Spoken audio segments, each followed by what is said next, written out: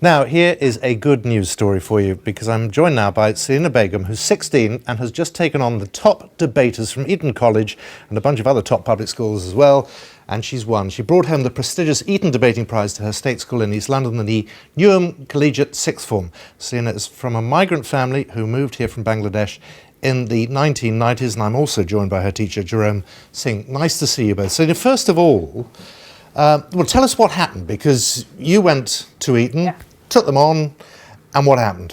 So the day routine was we actually had to plan a speech from beforehand, and my speech specifically was about abolishing the death penalty in the US, and then we had to participate in 2 debates where we were given motions and 15 minutes preparation time. You don't know what they're going to ask, so you're literally just given 15 minutes to prepare a side that you might not necessarily agree with. So the 2 we were given was about private lives of those in the public eye and about banning junk food in schools, and then they had like a final summary of the best speakers from all rounds, and then I was in the top 6, and then I managed to win. What were the others like? I mean, it was very intimidating, but I feel like everybody was intimidated by each other because everybody in the room was such strong speakers, but yeah, it was amazing. Is this something that you always thought, I'm good at this, I'm a good talker, I can argue with the best of them? I mean, I'd like to think that I'm a good speaker, but I feel like when you're with people that are just as good, it is kind of intimidating, but then there's nothing to say that they were better than me or I was better than them. Well, there is, because you won.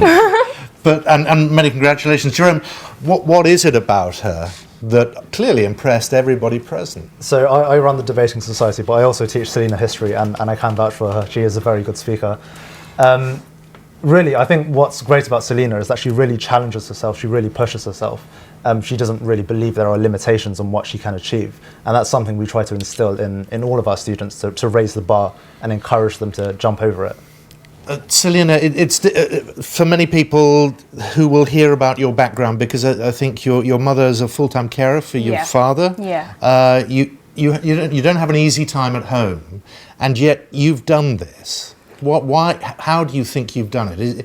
Is it a drive within you, or? I feel like my parents have always been backing me from the first day, because they weren't privileged enough to kind of go to college or have an education or work for themselves. So they've tried to instill that educational drive in their kids. It's like, we didn't go far, but that's no reason to stop you.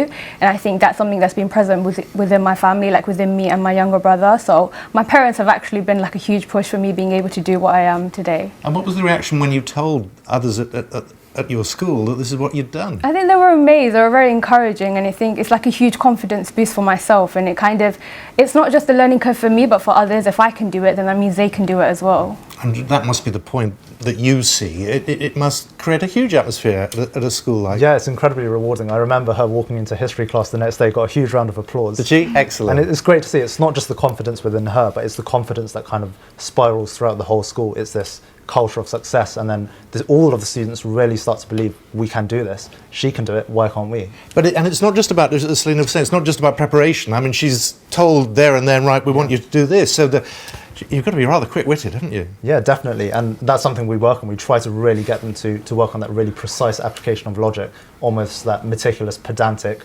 way of arguing and picking apart other people's arguments. But it's something she has developed fantastically well. And you were there when she won this. Yeah, I was. What was the reaction amongst other teachers? To be fair, I was fairly concentrated on her, but I myself was very, very pleased. I was sitting actually in the row behind her when it was announced, and she did seem a bit shocked, and I had to lean over and tap her and say, are you okay? But yeah, it was a fantastic experience. So what now for Selina? What do you want to do? So I myself want to go on and study history at Oxford, given I get the grades, and then from that I'm looking into careers in law or finance, but I haven't limited myself in terms of, like, it depends where I am in later life and what I want to do, but history at Oxford is something I'll be kind of...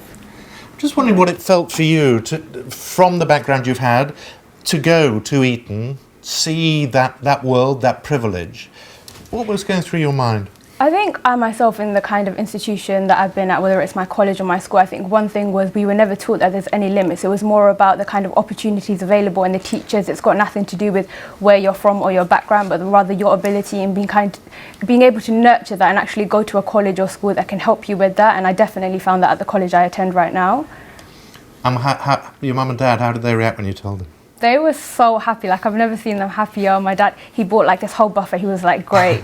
Yeah, it was amazing. And Jerome, the message is anything's possible. Anybody can do anything. Oh, definitely. And I think this is the start of a great journey for the NCS and, better things ahead, hopefully.